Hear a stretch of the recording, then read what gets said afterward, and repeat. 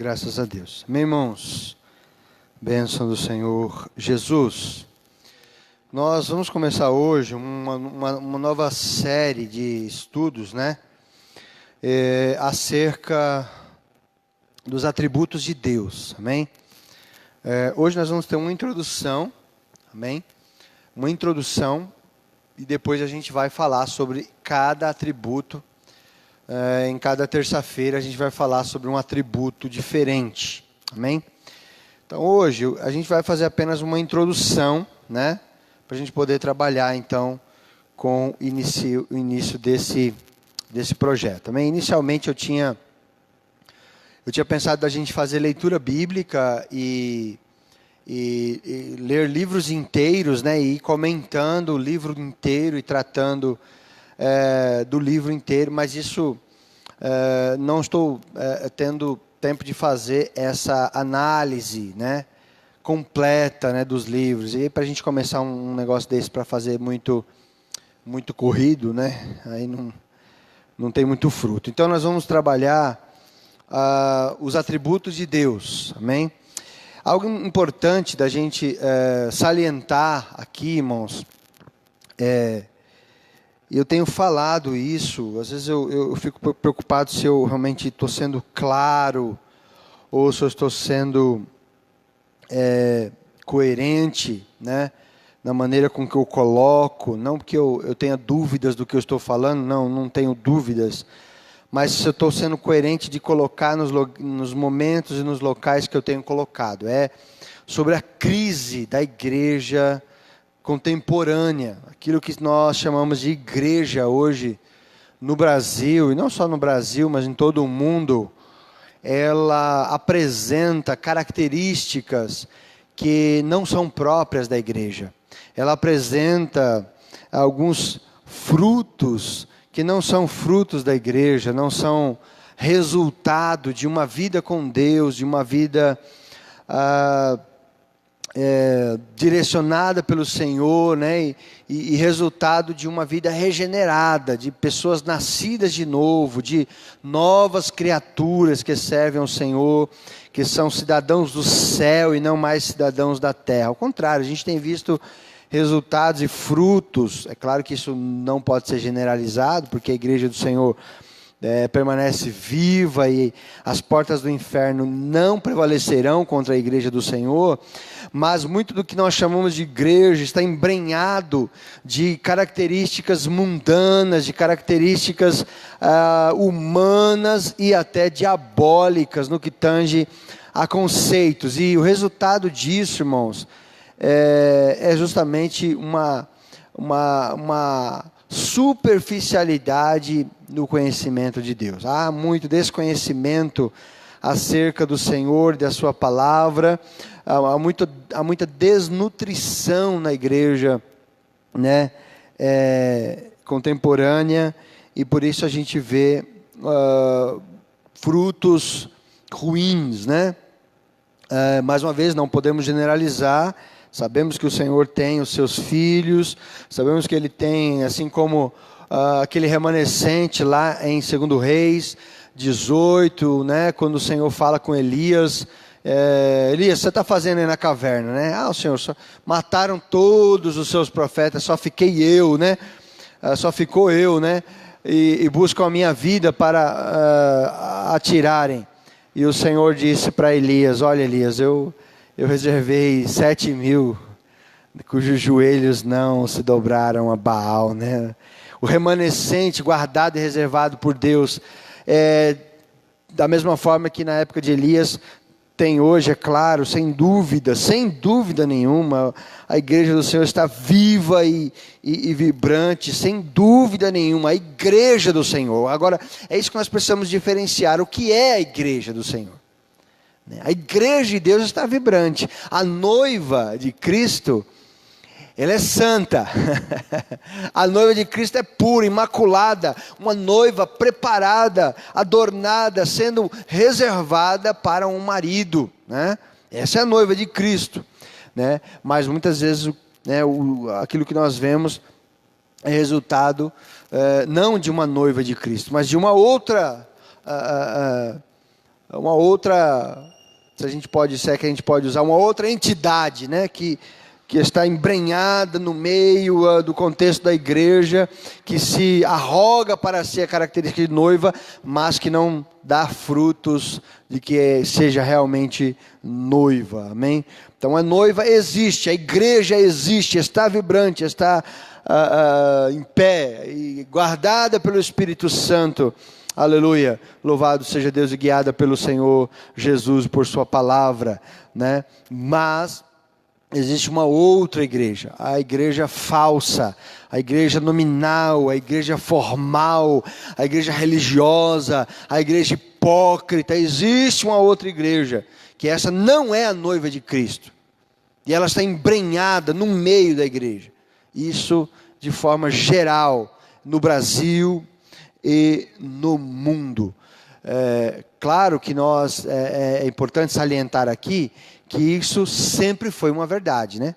A igreja de Cristo, em toda a história, ela sempre teve os seus hipócritas, sempre teve os seus legalistas, os seus religiosos, os seus ascetas, né? Ascéticos, os seus radicais no sentido carnal da palavra. Ela sempre teve o joio no meio do trigo, né? Como Jesus aponta, mas parece que nos nossos dias é uma coisa assim espantosa. Enquanto as estatísticas do IBGE apontam um crescimento, né, da igreja evangélica no Brasil, a gente não vê fruto desse crescimento evangélico se espalhando e influenciando as outras esferas da sociedade.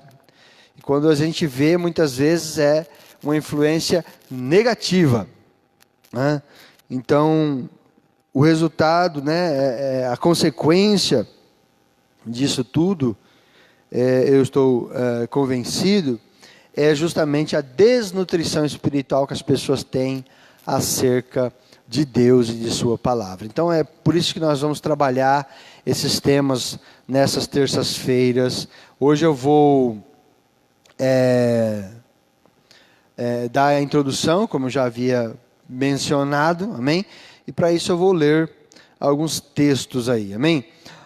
Vamos abrir lá em Isaías, capítulo 1, logo o profeta Isaías, para iniciar aí a introdução disso que eu acabei de pontuar. O tempo de Isaías não era diferente. Isaías estava falando para o povo de Israel e uma nação apóstata, amém? E com características muito similares às que temos visto hoje, mas não em judeus, mas em cristãos, né? Então Isaías, no capítulo 1, logo no primeiro versículo, o começo do capítulo, né? Ele começa dizendo assim: visão de Isaías, filho de Amós, a qual ele viu a respeito de Judá e Jerusalém, nos dias de Uzias, Jotão, Acás e Ezequias, reis de Judá. Ouvi, ó céus, e presta ouvidos, tu, ó terra, porque fala o Senhor. Criei filhos e exalcei-os, mas eles prevaricaram contra mim. O boi conhece o seu possuidor, e o jumento a manjedoura do seu dono. Mas Israel não tem conhecimento, o meu povo não entende. Amém? Então, a introdução aí já mostra, né? A introdução do livro de Isaías já mostra por que ele é tão enfático, né? Porque ele é tão dramático no seu, não dramático no sentido popular, como se diz hoje, mas a mensagem dele é tão dramática, é tão impactante, é tão solene, né? Que traz realmente essa dramaticidade, né? Essa gravidade, né? Para o povo de Israel. Um livro tão longo e tão profundo e tão intenso, e abordando tantos aspectos, tantas nações, falando do presente, falando do passado, e falando do futuro, falando acerca de coisas que iriam acontecer muito tempo depois, com uma clareza tremenda, né? Como o capítulo 53, que fala do Senhor Jesus na cruz, né? Fala da crucificação, né? Quando ele diz: não tinha parecer nem formosura, e olhando nós para ele, nenhuma beleza víamos para que o desejássemos. Falando de Jesus, de uma descrição tão íntima, como se Isaías estivesse ao pé da cruz, descrevendo o que ele estava vendo, né? Então, por isso que o livro é tão intenso. Essa introdução mostra o porquê disso, né? Mostra uma realidade, né? e um sentimento de Deus, um diagnóstico do Senhor acerca do povo de Israel, quando ele traz a mensagem de que aquele povo que ele criou como filho, aqueles israelitas que ele conduziu no deserto, como nós estamos fazendo a leitura do plano anual, né? Como ele cuidou no deserto com a nuvem, né?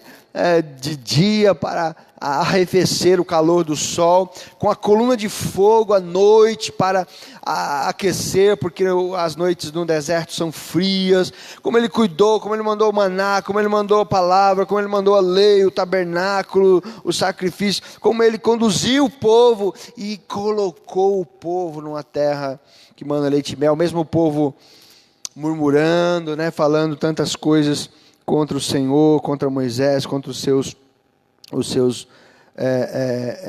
escolhidos. Deus está falando aqui com Isaías: eu criei filhos e os exalcei, né? Ou seja, eu conduzi, eu formei, eu edifiquei, desenvolvi, né? Mas eles prevaricaram contra mim, né? O termo prevaricar, irmãos, é relativo a uma autoridade que deixa de cumprir o seu dever, né? Um policial, por exemplo, ele faz o seu juramento, né? De servir e proteger a sociedade e de cumprir as leis, né? Dessa sociedade. E se ele vir um ato, se ele for presenciar, se ele estiver, né, presente num ato de descumprimento de leis, se ele vir algo, mesmo que ele esteja de folga, mesmo que ele esteja de folga, não esteja a serviço, e ele vir um ato de descumprimento da lei, um crime, ele tem como responsabilidade agir como homem da lei que ele é. Porque se ele não fizer isso, ele estará cometendo o crime de prevaricação. Isso está no código, não sei se o Código Civil ou Código Penal, não sou versado nessas questões de leis, mas ele incorre no crime de prevaricação se ele não agir.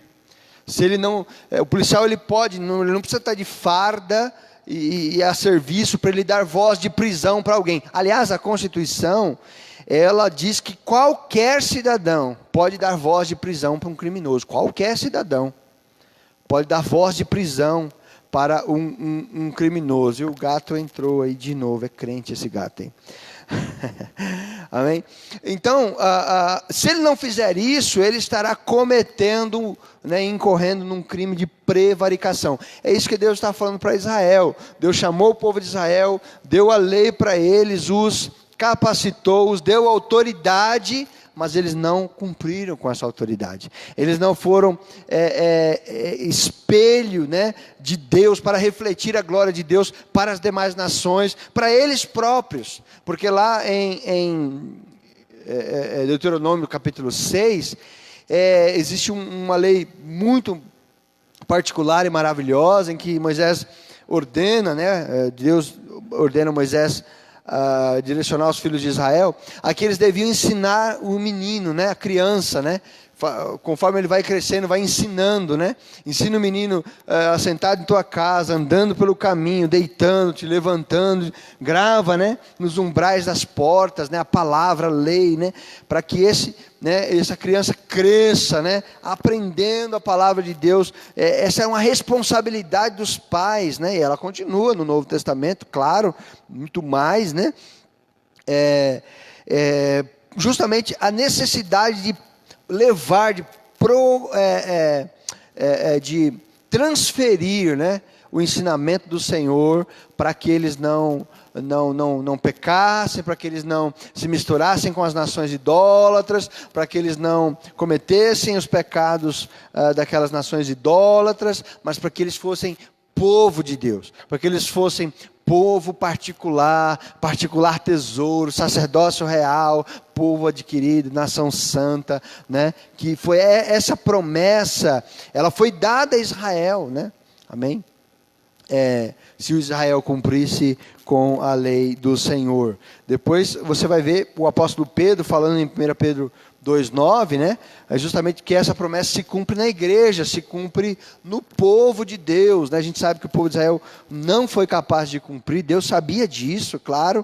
Deus deu a lei para mostrar que o homem pecador e que ele precisava de um Salvador, porque quando viesse o Salvador, eles poderiam aceitar o Salvador, poderiam se render, né, ao Salvador, tá certo? Então, a questão é que o povo de Israel então não cumpre com essa questão, e ele está falando aqui em Isaías: eu criei filhos e exalcei-os, mas eles prevaricaram contra mim, eles não exerceram a sua autoridade, eles prevaricaram, né? Vacilaram no cumprimento dessa lei, por isso eles foram, né, consumidos. Daqui a pouco a gente vai ler Oséias concomitantemente a essa passagem aqui, ele completa isso. Agora o versículo 3 é um negócio assim impressionante, né? Impressionante para nós, né? Porque ele fala no versículo 3: o boi conhece o seu possuidor, né? O boi conhece o seu dono, né? E o jumento, ele sabe onde é a manjedoura do seu dono. O que é a manjedoura? É onde se come, né? Onde os animais comem, o coxo, né? Amém? E aí a gente vê onde que Jesus nasceu, né? Jesus nasceu num coxo, né? Quer dizer, nasceu, ele foi colocado num coxo, não nasceu no coxo, né? Nasceu no estábulo e ele foi colocado nessa manjedoura, né? Então o boi conhece o seu possuidor e o jumento a manjedoura do seu dono. Mas Israel não tem conhecimento, o meu povo não entende, né?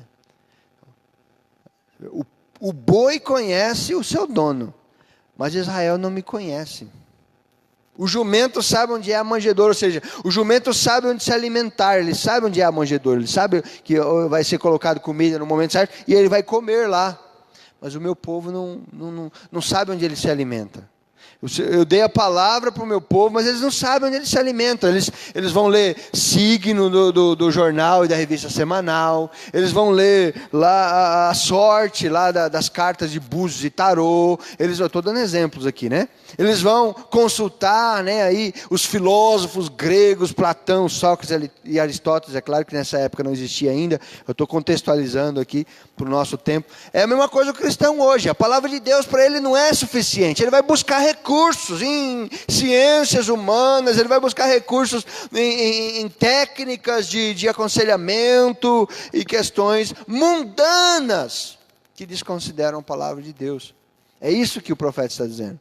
O boi conhece o seu possuidor e o jumento a manjedoura do seu dono, mas o meu povo não entende. Israel não tem conhecimento, não conhece, né?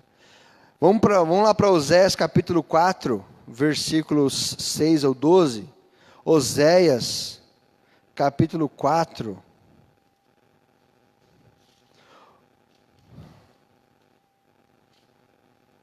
Oséias capítulo 4.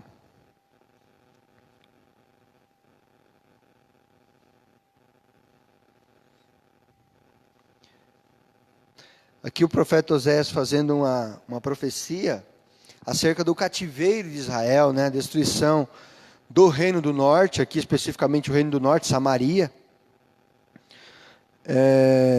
Mas isso serve para todo Israel também, né? Para os dois cativeiros, né?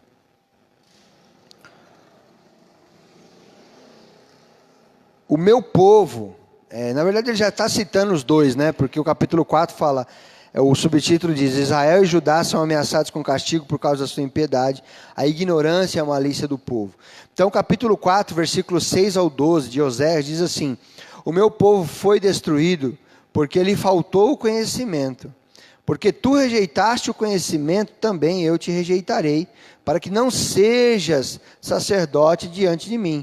Visto que te ofereceste, que te esqueceste da lei do teu Deus, também eu me esquecerei de teus filhos. Como eles se multiplicaram, assim contra mim pecaram. Eu mudarei a sua honra em vergonha. Alimentam-se do pecado do meu povo, e da maldade dele têm desejo ardente. Por isso, como é o povo, assim será o sacerdote. Eu visitarei sobre ele os seus caminhos, e lhe darei a recompensa das suas obras. Comerão, mas não se fartarão, entregar-se-ão à luxúria. A luxúria aqui é o pecado da sensualidade. Amém? Mas não se multiplicarão, porque deixaram de olhar para o Senhor. A incontinência e o vinho e o mosto tiram a inteligência. Ao versículo 12: o meu povo consulta a sua madeira, e a sua madeira, a sua vara lhe responde, porque o espírito de luxúria os engana, e eles se corrompem, apartando-se da sujeição do seu Deus. Sacrificam sobre os cumes, estou lendo 13, sacrificam sobre os cumes dos montes, e queimam incenso sobre os outeiros, debaixo de carvalho, e do álamo, e do olmeiro, porque é boa a sua sombra. Por isso, vossas filhas se prostituem, e as vossas noras adulteram. Né? Veja, o pecado está entrando, né, e tomando conta da família, da estrutura familiar, dos filhos, da descendência, por conta da falta de conhecimento, né? O fato deles não conhecerem o Senhor. A ignorância era tanta que eles consultavam a madeira, um ídolo de madeira, um ídolo de pau, né? Amém? E a ignorância era tanta que eles, pelo seu espírito de luxúria, e as invenções da sua cabeça, né, atribuíam uma eventual resposta daquele ídolo de madeira às suas demandas. A pessoa quer uma coisa, ela quer tanto uma coisa, e ela vai diante dessa questão, dessa divindade, se prostra lá, e aí ela já está com aquele desejo no coração, e ela diz que aquele pau respondeu, né, e aí por isso que ela vai então fazer o que ela quer fazer, porque o pau respondeu. Porque a madeira respondeu. Então você vê, a ignorância é tanta ao ponto de que Deus não é um Deus criador, é um Deus criado, né? Criado, né? A imagem e semelhança do homem. Não é mais um Deus que criou o homem à sua imagem e semelhança. Agora é um Deus criado à imagem e semelhança do homem, um pedaço de madeira, que agora eles clamam a esse pau, e esse pau responde. Não é que esse pau responde, né? O profeta está usando uma figura de linguagem aqui, né? Eles são tão ignorantes ao ponto, né, de que eles atribuem uma pseudo-resposta, né, uma resposta falsa, né, a essa divindade de madeira, de pau, que eles estão consultando. Amém? Então é uma coisa terrível, né? Será que isso é muito diferente hoje? Às vezes a pessoa vem pedir um conselho para o pastor, mas ela já tomou a decisão. Ela já tomou a decisão, ela vem só comunicar ao pastor. Eu lembro que meu sogro falava muito sobre isso, né? A pessoa vem perguntar uma coisa, né? E aí ela vem, aí o pastor dá um conselho, ela vai lá e faz tudo o contrário. Por quê? Porque ela já tinha decidido fazer. Então por que veio perguntar para o pastor? Está perguntando para o pau e o pau está respondendo. Ela não serve a Deus. É uma ignorância, né, tão grande nesse sentido. Então, é algo que é terrível, terrível, terrível. A ignorância, né, é o motivo realmente de ruína do povo de Deus, tanto na época de Israel, como também na época hoje. né? A ignorância acerca do Senhor. Amém? É tão diferente você conhecer a Deus, é tão diferente você conhecer o Senhor. Eu gostaria de fazer aqui uma divisão, né? Uma divisão básica em relação à minha própria vida, minha própria trajetória. Eu tenho 20 anos na igreja, vai fazer agora em abril. 20 anos. Mas grande parte desse período, é lógico, eu conheci a palavra, me inteirei no meio da igreja, né? Mas grande parte eu não tinha compreensão exata da vida cristã, ainda preso em algumas coisas, em alguns hábitos, em alguns vícios, né? Por conta de desconhecer de fato essa realidade, de não ter uma compreensão exata da doutrina da justificação, da doutrina da santificação, da regeneração do Espírito Santo, amém? Tinha um vago conceito acerca dessas coisas, já dava aula, mas de um período para cá, nós então tivemos uma experiência que realmente vem a ter uma completa transformação em relação a isso, né? Então, é muito diferente você conhecer a Deus e ter uma compreensão acerca da palavra de Deus, da sua própria estrutura, de você como um miserável pecador. Às vezes a gente está ouvindo isso e não está compreendendo nada, não está entendendo nada. E dá até sono, né? Mas o que acontece é tão diferente a posição daquele que realmente conhece o Senhor, daquele que compreende essas verdades e aplica a sua própria vida. Aplica a sua própria vida e vê isso se traduzir na sua vida diária. Irmãos, é uma diferença muito grande, né? O profeta Jeremias fala um pouco sobre isso. Vamos lá em Jeremias capítulo 9. Jeremias capítulo 9. Jeremias capítulo 9, versículo 24.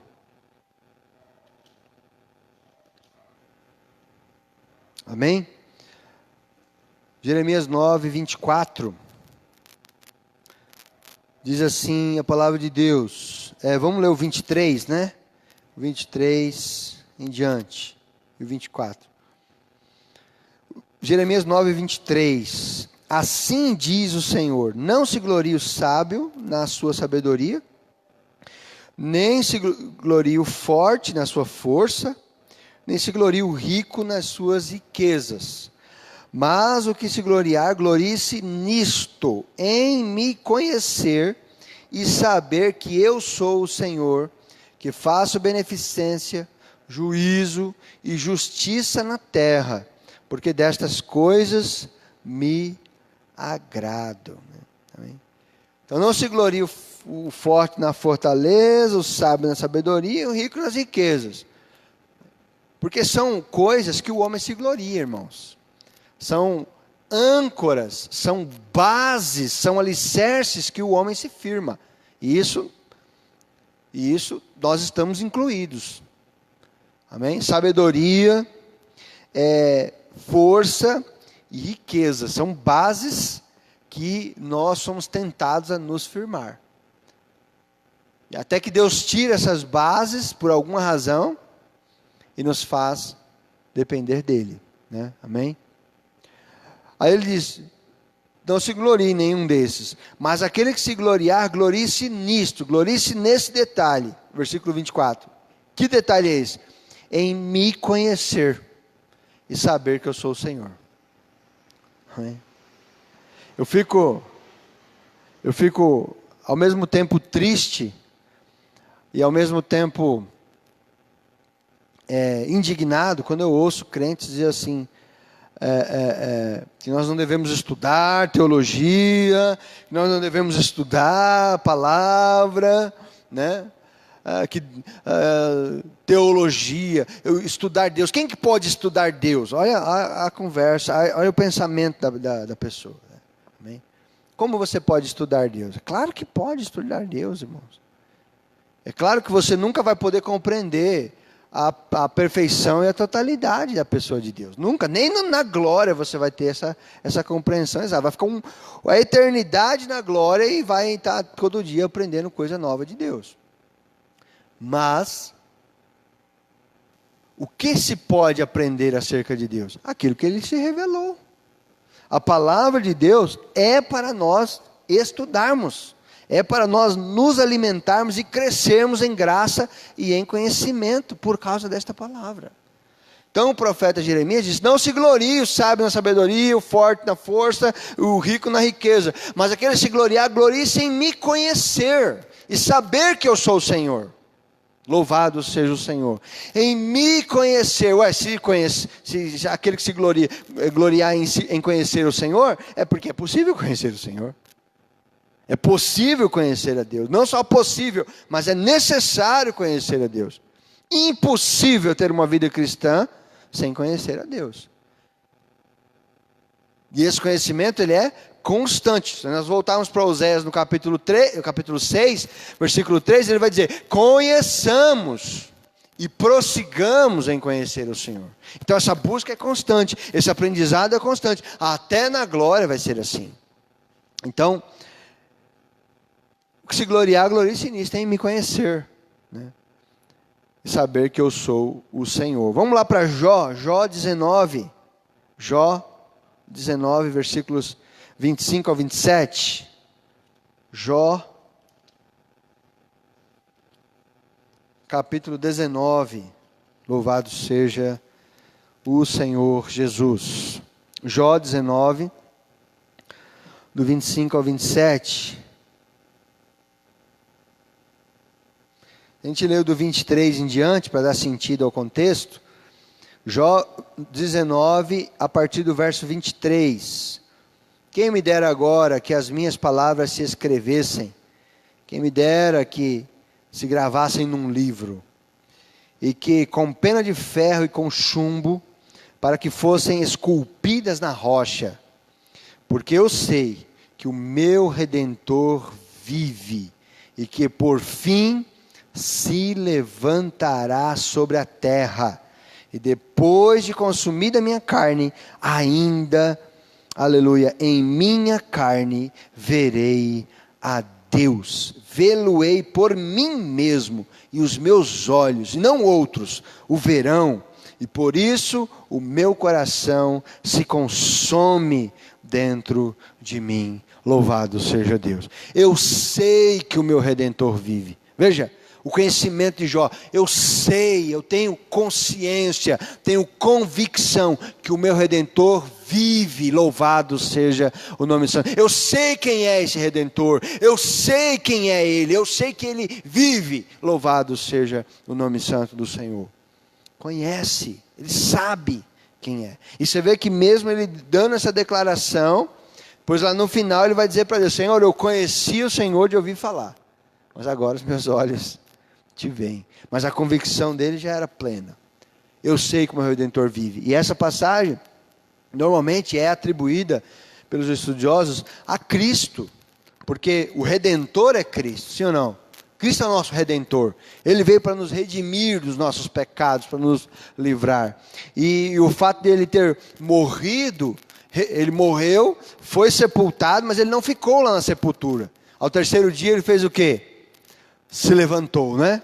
Ressuscitou, ele se levantou. Por isso que Jó disse: eu sei que o meu Redentor vive, e que por fim, depois de todo aquele processo, ele se levantará sobre a terra, ele não ficará prostrado. Louvado seja, ele se levantará, ele ressuscitará. Eu sei que o meu Redentor vive, porque por fim ele se levantará sobre a terra, e eu o verei, eu contemplarei a ele. Louvado seja o Senhor nosso Deus. Eu conheço esse Deus, eu conheço o meu Redentor. Ele é meu Redentor pessoal, aleluia, louvado seja Deus.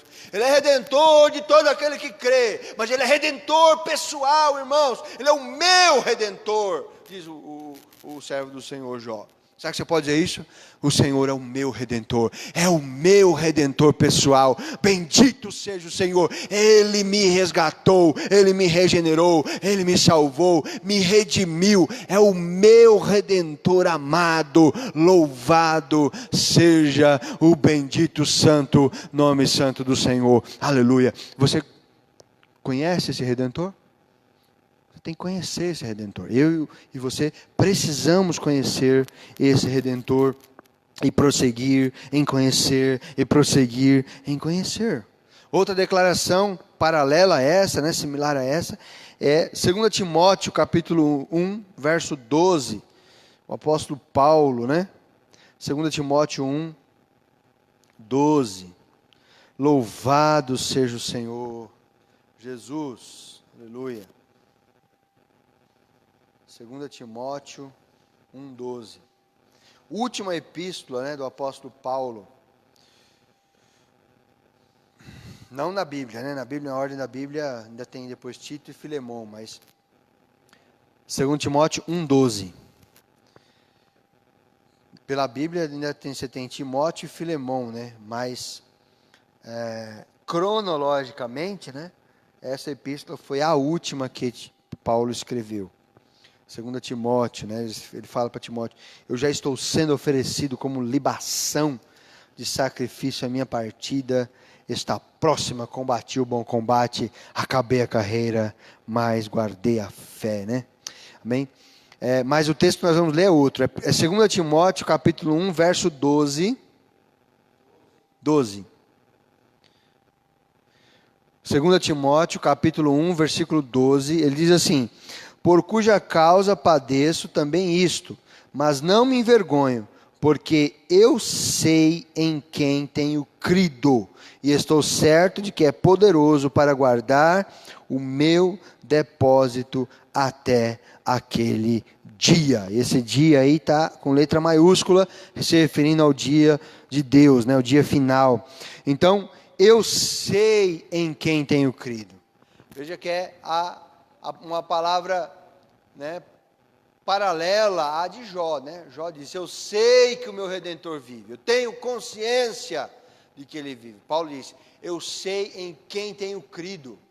Eu não creio numa divagação, eu não creio numa ilusão, eu não creio em alguém que eu não sei quem é, eu não creio numa divindade mística e longe de conhecer. Não, eu creio no Deus que eu sirvo, eu sei em quem tenho crido, eu sei quem Ele é, a pessoa bendita de Jesus de Nazaré, eu o conheço pessoalmente, louvado seja o nome santo. Tem um relacionamento constante, contínuo, diário, constante com Ele.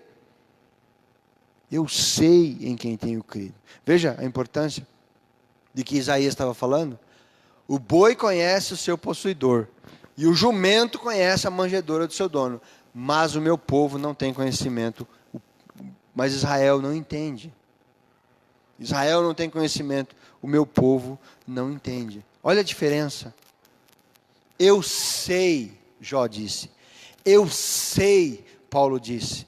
Isaías está dizendo: o boi conhece o possuidor, o jumento conhece a manjedoura do seu dono, mas Israel não tem conhecimento, o meu povo não entende, não conhece. Então, por isso que Jeremias diz: aquele que se gloriar, glorie-se nisso, em me conhecer e saber que eu sou o Senhor. Louvado seja o nome santo do Senhor. Amém? Então nós vamos caminhar, irmãos, nessas terças-feiras, traçando atributos de Deus, lendo várias passagens da palavra de Deus, né? Tirando dúvidas, amém? Eu queria convidar você a estar presente, os irmãos que estão presentes, os presentes hoje continuarem presentes, os irmãos que estão nos acompanhando pela transmissão, estarem conosco aqui na igreja, para a gente tirar dúvida, para fazer pergunta, para a gente caminhar nos atributos de Deus aqui, amém? Das 8 das 7h30 às 9 horas a gente termina no prego. Então, oração das 7h30 às 8, um louvor, depois a gente vai tratar os atributos de Deus. Um atributo por terça-feira. Cada terça-feira, um atributo, são vários atributos, são mais de 10, muito mais. Então a gente vai caminhar aí durante um bom período de terças-feiras também, trabalhando os atributos de Deus, amém? Vamos caminhar nesse propósito assim, aprendendo, amém? Para que a gente possa, cada vez mais dizer: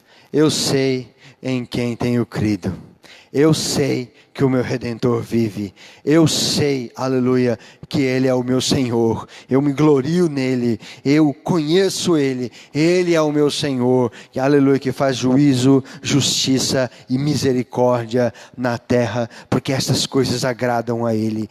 Ele é Deus, Ele é o meu Deus pessoal, é o meu Redentor pessoal, que vive e que reina para todo o sempre. Louvado seja o nome santo do Senhor. Amém, queridos? Maravilha. Deus abençoe poderosamente. Nós vamos ofertar ao Senhor. Queria convidar o pastor Arnaldo para... Pois não, pastor, quer ter uma pergunta? Vem aqui, pode falar aqui no microfone. A paz do Senhor, irmãos. Irmão, esse estudo fala muito ao nosso coração. E eu quero falar desse versículo que Deus falou: o boi conhece o seu possuidor. Até os 23 anos, eu trabalhei na roça com um boi.